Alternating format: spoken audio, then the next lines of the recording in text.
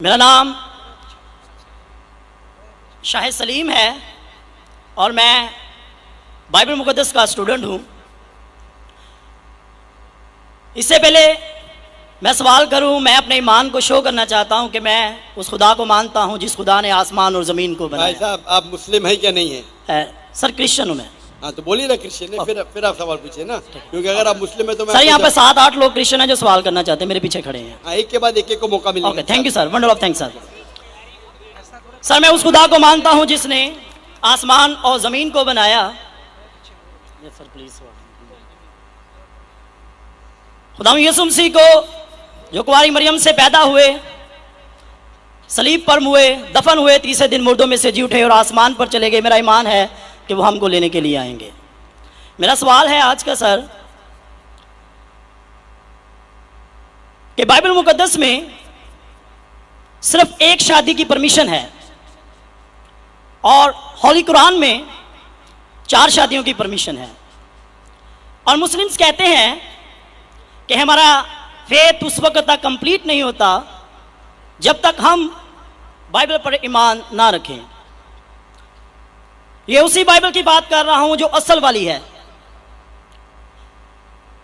और बाइबल दूसरी शादी को ज़िना करार देती है। होली कुरान में 70 हुरों का जिक्र है। मेरा पहला सवाल यह है कि उन 70 हुरों का आसमान पर क्या पर्पस है जो हमारे भाइयों को मिलेंगी। और सेकंड सवाल यह है कि क्या आप फिर भी ईमान रखते हैं? एक सवाल, आप शायद उर्दू जानते नहीं, एक सवाल क्या? एक सवाल सर एक ही सवाल है, सारा एक ही सवाल है सर, शॉर्ट हो गया लेकिन एक ही सवाल है। एक सवाल में 2-3 सवाल पूछ चुके हैं। तो क्या सर मेरा सवाल ये है, भाई साहब आपका सवाल मुकम्मल हो गया, आप डॉक्टर साहब का जवाब समाप्त फरमाइए। जवाब सुनिए, सवाल समझ गया मैं आपका सवाल दोहराऊंगा। आपने कहा कि मुसलमान का ईमान है कि वो बाइबल में मानते हैं, ये बिल्कुल गलत है। कुरान मजीद में कहाँ लिखा है कि बाइबल को मानना चाहिए?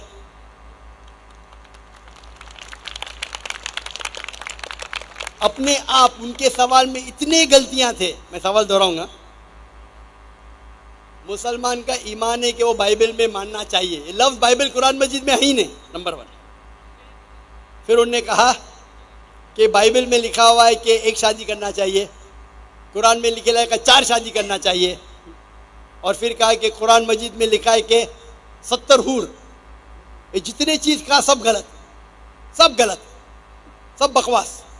नंबर 1, आप मुझे बताइए कुरान में कहाँ लिखेला है कि बाइबल को मानना चाहिए?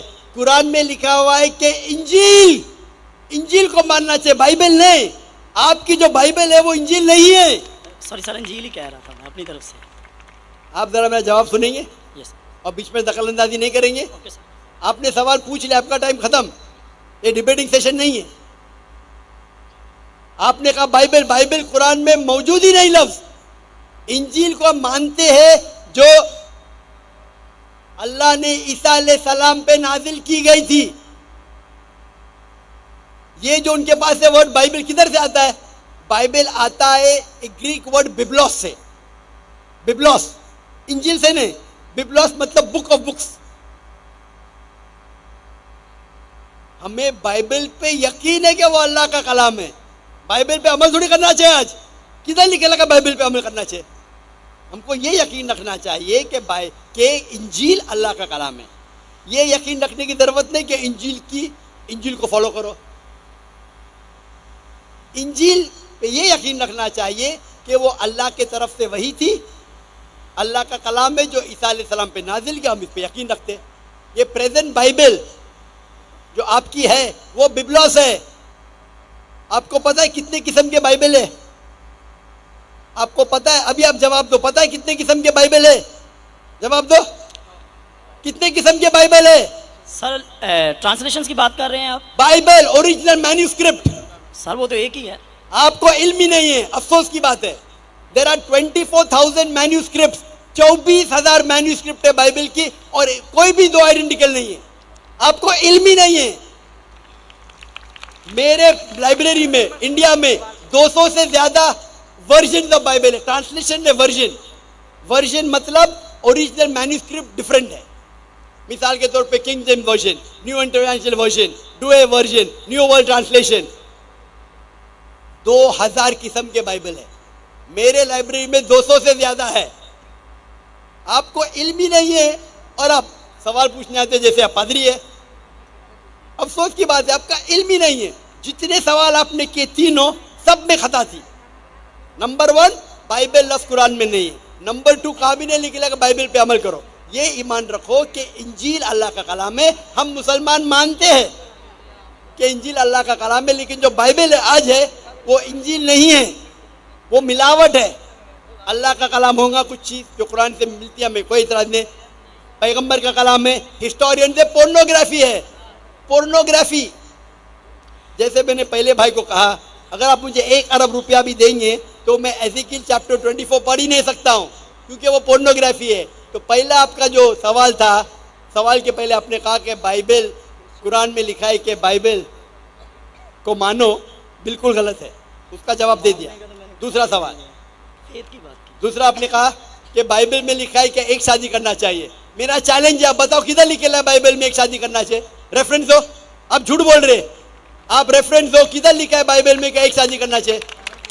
उसका माइक्रोफोन खोलो, रेफरेंस दो। कौन से बाइबल के रेफरेंस में लिखा एक शादी करना चाहिए? भाई साहब, मैं रेफरेंस पूछ रहा हूं, आपके पास रेफरेंस बाइबल में किधर भी नहीं लिखा है कि एक शादी करना चाहिए? भाई साहब जवाब दो, अभी माइक्रोफोन ऑन है। बाइबल में किधर लिखा है कि एक शादी का? पढ़ो पढ़ो पढ़ो, तहकीक करो। 10 बार भी पढ़ेंगे तो किधर नहीं मिलेंगे आपको। जी सर, मैं रेफरेंस पढ़ना चाहता हूँ सर। हाँ, रेफरेंस दो पहला। कौन सा रेफरेंस? मैथ्यू। सुनो सुनो सुनो सुनो, आपने कहा था कि बाइबल में लिखा है एक ही शादी करना चाहिए, ये चाहिए मुझे। तो दूसरा कुछ भलता बोल के फिर बोलेंगे उसके मानी ये है, तो लोग को बेवकूफ मत बनाओ। पढ़ो मैथ्यू। सर मैथ्यू चैप्टर 5 और वर्स है 31। ये भी लिखा था, लिखा है। मैं खोलता हूँ जरा इधर, यहाँ नेट चल रहा है क्या? Bible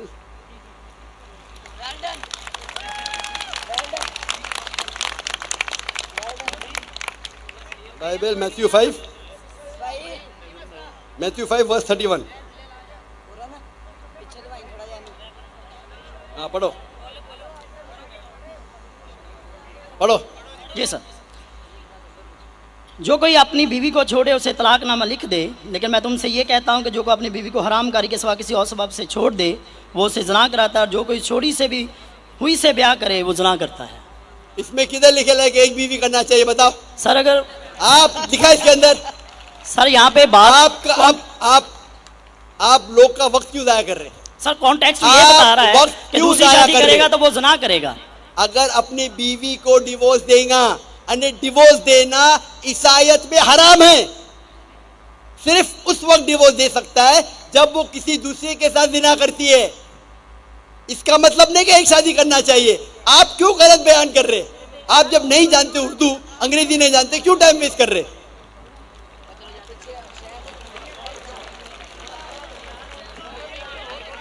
it has been said of the old time. और ये मैं ये जो बाइबल का है, gospel of Matthew chapter number 5 verse number 31, it has been said of the old time that whosoever thou shalt not divorce his wife, whosoever divorces his wife unless it be for fornication has already committed adultery। मतलब तलाक देना ईसाईयत में हराम है। अगर आप divorce देंगे अपने बीवी को और दूसरी से शादी करेंगे तो जिना है, सिर्फ अगर उसने जिना की तो ये डिवोर्स के बारे में किधर लिखेला कि एक शादी करना चाहिए? पूरी बाइबल पढ़ो, किधर भी नहीं लिखेला कि एक शादी करना चाहिए। अगर आप कितनी भी मजहबी किताब पढ़ो, हिंदुइज्म की, क्रिश्चियनिटी की, जुडाइज्म की, कोई भी मजहबी किताब में नहीं लिखेला एक शादी करना चाहिए। सिर्फ लिखा है कुरान में। कुरान में अल्लाह ताला फरमाते हैं सूरह निसा में, सूरह नंबर 4 आयत नंबर 3 में, आप अपनी पसंद की बीवियां करो, 2, 3 या 4, लेकिन अगर आप आपस में अदल नहीं कर सको तो सिर्फ एक। ये सिर्फ एक, सिर्फ कुरान में है। कुरान मजीद के अलावा कोई भी मजहबी किताब में नहीं है। आप बोलते कुरान मजीद में लिखा 4 बीवी करना चाहिए, आप वो कुरान मजीद की आधी आयत कोट कर रहे। पूरी आयत में लिखा है आप अपनी मनपसंद बीवियों से शादी कर सकते, चाहे 2 हो, 3 हो या 4 हो, लेकिन अगर आपस में अदल नहीं कर सकते तो सिर्फ एक। मतलब इस्लाम में 1 से ज्यादा बीवी करने की इजाजत है, 2, 3, मैक्सिमम 4। लेकिन अगर 1 से ज्यादा बीवी रखते हैं तो आपको आपस में अदल करना चाहिए।